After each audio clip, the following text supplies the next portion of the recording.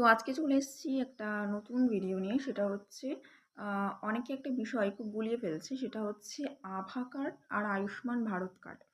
তো আভা কার্ড বিষয়টা সম্পূর্ণ আলাদা, আয়ুষ্মান ভারত কার্ডটা আরও সম্পূর্ণ আলাদা। এই দুটোর মধ্যে ইকুয়াল একটা পার্থক্য আছে, কিন্তু অনেকে এই বিষয়টাকে গুলিয়ে ফেলছে। কেমন করে গুলিয়ে ফেলছে দেখুন, অনেকে সাইবার ক্যাফে কিংবা অনলাইনে দোকান চালায়। তো তাদের মধ্যেই অনেকে মানে সবাইকে বলছে যে আসুন আয়ুষ্মান কার্ড তৈরি করে দিচ্ছি। কিন্তু না, ওটা অ্যাকচুয়ালি আভা কার্ড।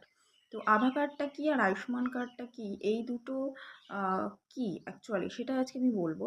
সেটা হচ্ছে প্রথমে বলি যে আভা কার্ড। আভা কার্ড হচ্ছে এমন একটা কার্ড, সেটা হচ্ছে আপনি ধরুন হসপিটালে আপনি গেছেন প্রেসক্রিপশন না নিয়ে। তো সে আভা কার্ডটা থাকলে সেটা আপনার প্রেসক্রিপশনের প্রয়োজন পড়বে না, বা মেডিকেলে বিভিন্ন কাজে আভা কার্ডের প্রয়োজন হয়। আর হচ্ছে আয়ুষ্মান ভারত কার্ড, যেটাতে আপনি ৫ লক্ষ টাকার সুরক্ষা বীমা পাবেন, যেটা আপনি ফ্যামিলির সবাই তাদের চিকিৎসার জন্য ৫ লক্ষ টাকা পাবে, ৫ লক্ষ টাকা সুরক্ষা বীমা পাবে।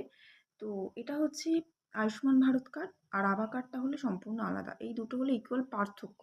তো অনেকে ভুল করছে, আভা কার্ডটাকে আয়ুষ্মান ভারত কার্ড মনে করছে, সেটা মনে করবেন না।